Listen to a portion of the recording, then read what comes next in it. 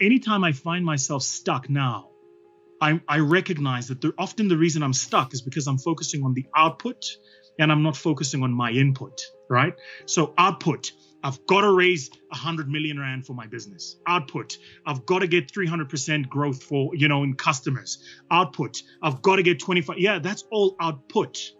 But what you got to focus on is input. What are the things I've got to do, and how do I do those things intentionally, deliberately, and try to get better every single time? Every meeting, every impact conversation with one of my staff members, every engagement with a client or a potential client, every single one of those things. How do I focus on that moment? Because actually the output is a sum total of how those things come about. So when you are at the dojo and you are being graded and you are going through the process of trying to attain your black belt or your brown belt, that's what everybody sees as the output. But what actually went in was that malleable construct of time where you're trying to perfect every single movement, right? My sensei then at the time, who was also a Sifu because he did Wing Chun, Sifu Claude, we were kind of, having the conversation. I was like, I want to come back, yada, yada, fish paste. And he started giving me Chinese philosophy to read. And I'd never read philosophy before. The first one he gave me was like a poem. It was like literally an A4 page. And he said to me, this is first bit of philosophy I'm going to give you. Go read this. And then he said, and just stick it on your wall for like 3 months. And the opening line says, there can be no denying Kung Fu is hard work. Then it says, but as with everything in life, you get out of it exactly what you put in. That line is still entrenched in my head even today, right? So he gave me that. And for 3 months, if I didn't feel like going in, I just read it over and over, over and over, over and over. And then you wake up and you go. And then he started maturing me into philosophy. So then he'd give me Nietzsche, or he'd give me somebody else. And what I recognized was that the masters didn't actually focus on output. They focused on mastery. Right. So Beethoven didn't focus on how does he write the greatest symphony of all time. He just worried about the next note, just that next note, and making sure that it was melodic, harmonic, and it worked. Right. If you talk to any performer, Boyz II Men is my favorite boy band of all time. But if you listen to a decent Boyz II Men album, I can tell you for free that they're not focusing on the next song. It's just, how do we make this next note and this next harmony work? Right. So in today's world, I think of Instagram and the World Wide Web and the pressure of Jeff Bezos being worth $200 billion. And now every single entrepreneur is going, well, I want to be worth $200 billion. Is we forget that he's just at a very different stage of his momentum journey, right? And so you're not, you're literally to the power of 1,000 away from where he is. And so you got to focus on where you are in that next part of that journey. And that for me was probably what was the most incredible part of learning in my life. Strategy, sales, leadership. And I start first with leadership, and particularly self-leadership, because that's a big part of the curriculum nobody talks about. So we always think about leadership. We think about the general in the army, right? The guy who marshals the troops, the master tactician, and I use the word guy very deliberately because that's the iconography. If I say general, go back to this construct of identity, there's been a picture sold to us of who a general is, right? So we've got this alpha male, kind of square cut hair, marine looking fella who's like, I'm the general and I'm the boss. I've got all the, so that's what people think about. But I'm more interested in what was that guy thinking the morning he woke up, knowing he's about to send 100,000 young men and women into the field of battle and they might not go home to their families.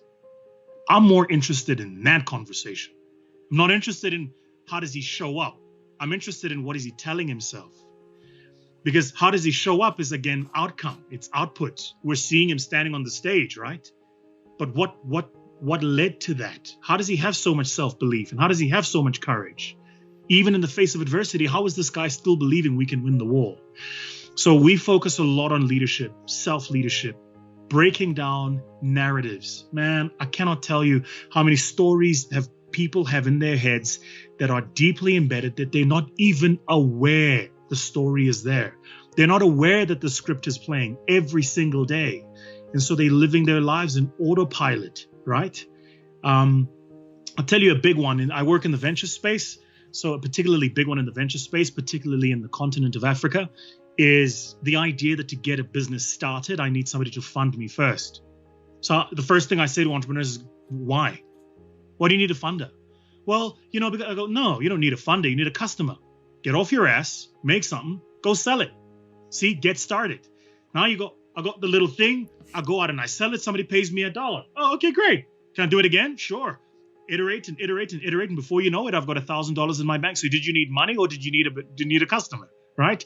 But it's narrative. It's these stories that people have told themselves. So the question was, how's our curriculum structured? First, leadership, self-leadership, personal leadership. How do you show up to your family? How do you show up to your friends? How do you show up to yourself in the mirror?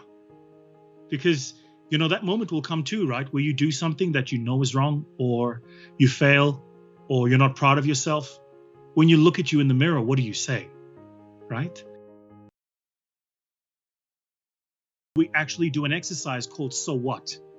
So, hey, Tom, you're on Impact Theory. What would your life look like if you lost the business? You go, well, it would look like X, Y, and Z. And I go, and if that's where you were, so what? You go, well, then that's where you were, so what? And what happens is 7 or 8 so what's later, people get to what is their actual fear. So what? So I'd be poor again, and I don't want that. I remember that. I remember going to bed hungry. I don't want to be poor again. Oh, okay. So actually the reason you work like a dog and you don't see your kids and you've completely no balance and you're completely overweight is because you're scared of poverty. Just face it. Now you can look it in the face and say, poverty, I'm scared. And there's nothing wrong with admitting that you haven't conquered that fear. Just be aware of it, right? It can be an incredible motivator, but you have to know that it's there. So we focus a lot on the so what technique, and I've seen people break down and cry. We had I'll never forget a young lady in one of our classes, and the whole conversation was, so how are things going? And it starts off with, everybody wears the mask, right? Oh, everything's great. Business is good. No. And I said, so what's keeping you up at night? Well, I've got this small little worry. And if that happened, so what? And if that happened, so what? And if that happened, so what? And what it actually came down to was she was a mother of 3. She conceived children very late in her life, and in her marital life, it was her second marriage. And she grew up without parents. And she didn't want to be the mom who would abandon her kids, right? Because she knows what that was like. So that was for her an incredibly scary thing. And she's like, I can't have that. I can't do that. But what she didn't realize, it was holding her back. So she wasn't growing her business. She wasn't going to the next stage because it would demand more of her. And she didn't want to give that up because of this hidden fear. So strategy, leadership for me is important. And then strategy. You just can't operate in a world and not understand how to play a chess game. It doesn't work that way. And you always have to think 3 steps ahead of your competitors. You've got to think 3 steps ahead of your market. And you've got to do scenario planning. What happens if scenario A happens, scenario B, and scenario C? How will I react then? And then, as I think this is the most important skill for any human being to learn, it's the ability to sell. And I don't know why the ability to sell, for some of the strange reason, became like a bad thing. We started talking about these used car salesmen. But I was just like, well, you're selling yourself every day anyway. You've got to sell yourself to your partner about why they should stay married or in a relationship with you.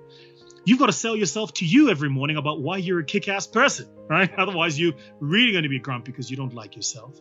You're selling every day anyway. So how do we develop a curriculum that teaches you how to sell in a manner that is true, authentic, and enables you to have an impact in the world, right? And so those are kind of the 3 tenets of what we do.